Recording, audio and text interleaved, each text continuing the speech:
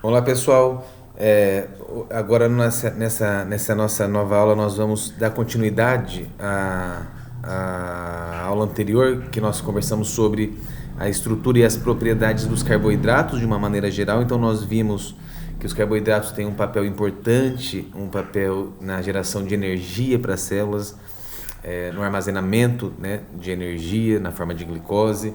Nós vimos que os carboidratos têm um papel estrutural muito relevante, seja formando a parede celular vegetal, a parede celular bacteriana, ou o exoesqueleto, né, dos artrópodas com a quitina, por exemplo. Falamos sobre os glicosaminoglicanos, condroitan sulfato, ácido hialurônico, heparan sulfato. E nesse encontro eu queria conversar com vocês sobre os glicoconjugados, que era uma segunda classificação que a gente pode dar para os carboidratos, ok? E os glicoconjugados, eles são uma disciplina à parte, ok? Eu não tenho aqui a pretensão de ir muito a fundo, não há necessidade para esse nosso curso, mas eu gostaria que vocês tivessem esse contato com esse conteúdo, ok? E os glicoconjugados, eles têm papéis diversificados e muito relevantes, muito importantes para as nossas células. Os glicoconjugados, eles são responsáveis por fazer com que as células interajam com a matriz que as circundam, interação de célula com célula. São graças a ligações de oligosacarídeos que a célula consegue endereçar as proteínas que são recém-sintetizadas. Então, dependendo de qual carboidrato ou de quais carboidratos estiverem ligados a essas proteínas, elas vão ter um destino específico, ou elas vão ser secretadas na circulação, ou elas podem ficar ancoradas à membrana, enfim. Essas estruturas, esses glicoconjugados são responsáveis muitas vezes por facilitar ou por permitir com que moléculas sinalizadoras interajam com os receptores celulares. Também fazem parte do reconhecimento, por exemplo, de parasitas celulares, ok? Então eles são muito relevantes. E a gente pode dizer que essa estrutura, todas as células, elas possuem, em maior ou menor quantidade, esses glicoconjugados expressos nas suas membranas, formando uma estrutura que nós conhecemos como glicocálice, que é formado por proteoglicanos, ou por glicoproteínas, ou por glicolipídios, e nós vamos passar rapidamente por essas três classes agora, tudo bem? Aqui nesse slide, para a gente ter uma ideia, né, uma representação desses indivíduos, desses carinhas ligados às membranas ou a uma membrana celular nesse caso. Então nós temos uma representação de uma glicoproteína. Aqui mais próximo de mim nós podemos observar um cerne proteico, e cada figurinha esse círculo, esse quadrado azul, essas bolinhas são representando açúcares, ok? Então nós podemos observar nas glicoproteínas um cerne proteico, e a partir dele saem diversos tipos, padrões de oligosacarídeos. Os proteoglicanos aqui no meio, então nós temos um cerne proteico novamente, nós podemos observar os resíduos de serina, e a partir desse cerne nós observamos os glicosaminoglicanos saindo, ok?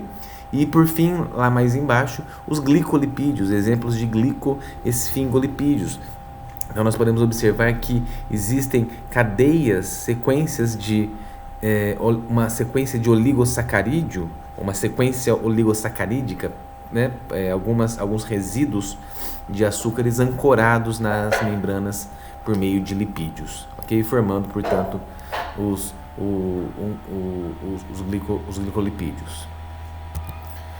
O primeiro deles, os proteoglicanos, são macroestruturas, são moléculas muito grandes, e elas são formadas basicamente por uma proteína no cerne, a gente chama de cerne proteico, e a partir de resíduos de serina, por exemplo, é possível nós observarmos a ligação de glicosaminoglicanos, ok?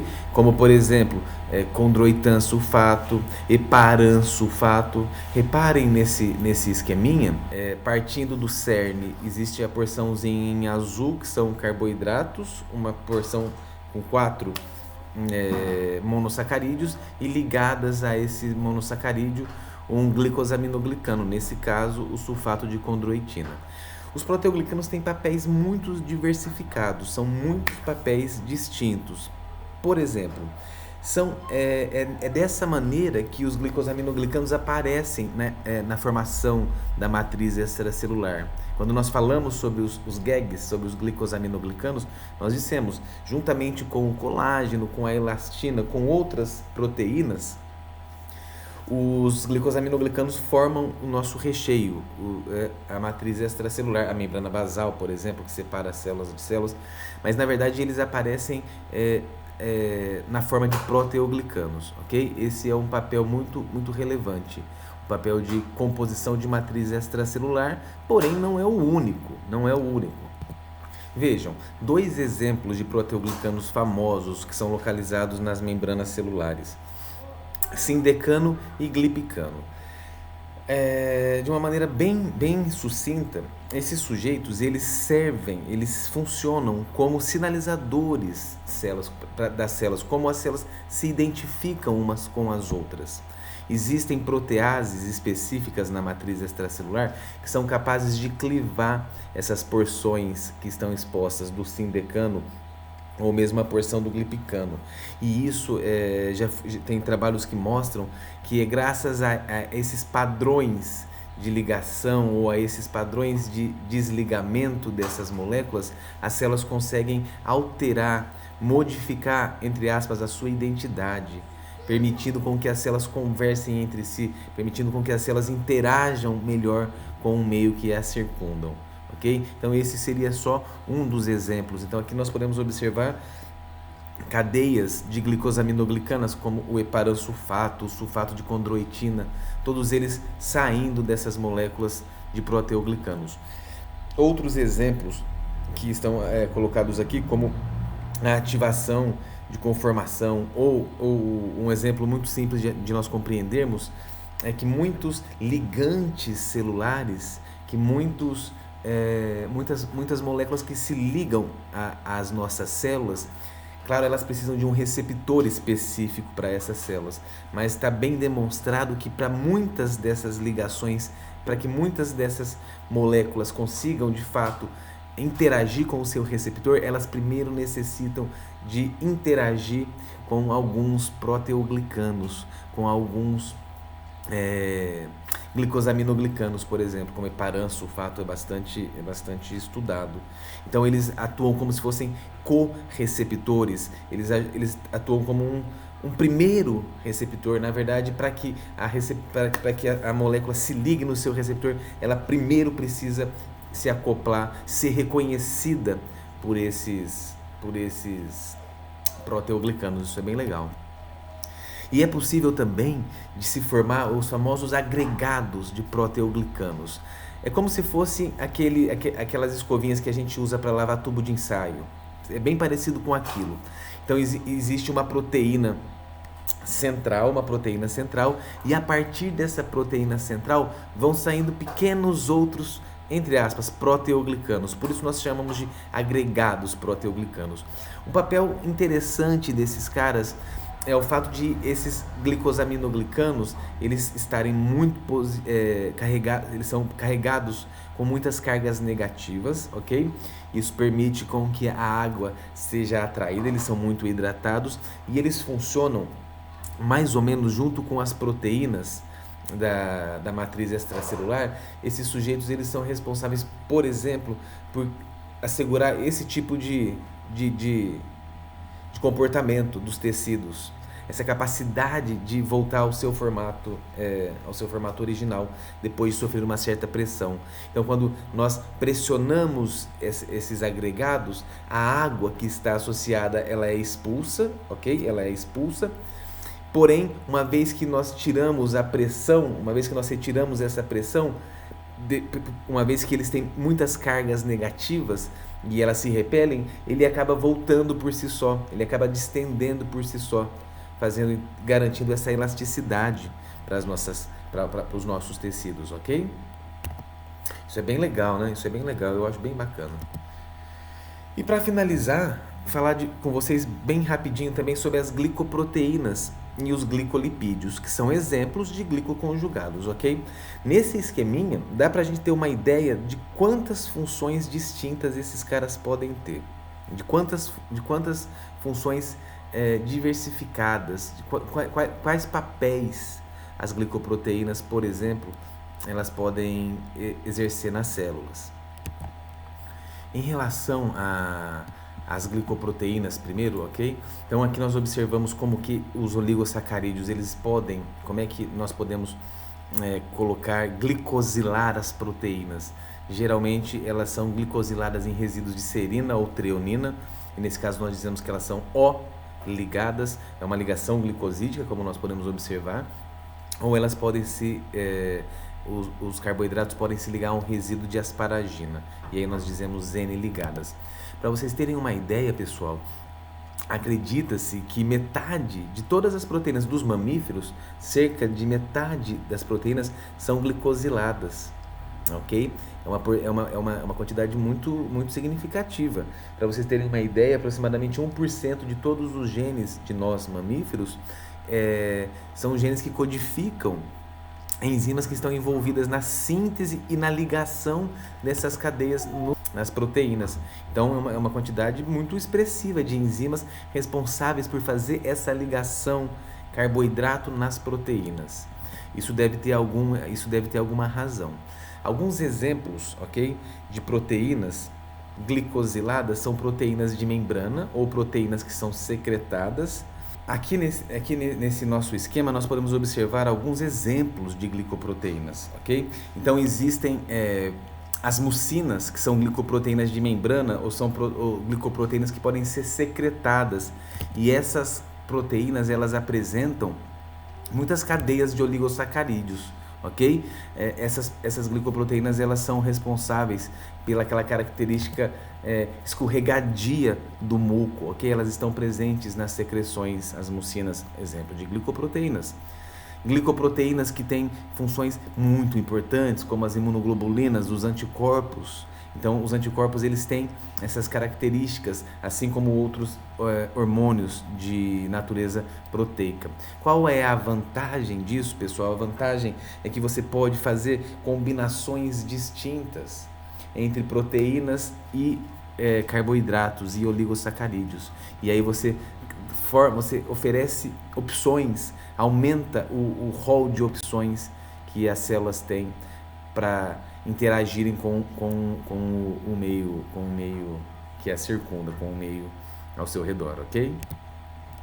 A mesma coisa aqui para os glicolipídios, ok? Só que agora nesse caso os lipídios geralmente eles estão ancorados nas membranas celulares, e a esses lipídios são ligados, como vocês podem observar nesse esqueminha aqui em cima, nós temos cadeias de monossacarídeos ligadas a, por exemplo, esses esfingolipídios. E esses esfingolipídios que eu trago aqui para vocês, são eles os responsáveis pelas porções antigênicas do sistema ABO sanguíneo, não é? É graças à presença ou à ausência de determinados resíduos de monossacarídeos que nós dizemos que o indivíduo tem o sangue tipo A, tipo B, tipo AB ou tipo O, ok? Esse é um exemplo da importância dos glicolipídios. Um outro exemplo bastante discutido na parte médica, na parte clínica, por exemplo, são os lipopolissacarídeos, tá? Que são as membranas externas de bactérias gram-negativas, como Escherichia coli, como alguns gêneros de salmonela. Por exemplo, essas membranas elas são ricas nesse tipo de estrutura, nesses lipopolissacarídeos. E são essas estruturas que são muitas vezes as estruturas reconhecidas pelos anticorpos os quais nós produzimos para combater essas infecções bacterianas. São os alvos dos nossos anticorpos, esses lipopolissacarídeos de membrana de gram-negativas. E a porção lipídio, que nós chamamos de porção lipídio A, aqui embaixo, ela é muitas vezes também chamada de endotoxina, justamente por ela ser uma das responsáveis da toxicidade dessas bactérias, os efeitos deletérios que as bactérias causam nos organismos animais, por exemplo, muitas vezes ele está associado a essa porção que nós chamamos de endotoxina, que é uma porção, na verdade, de um lipopolissacarídeo, tudo bem?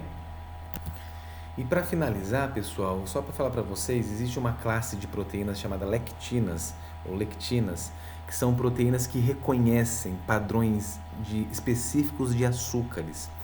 Nesse exemplo aqui, o papel das lectinas para que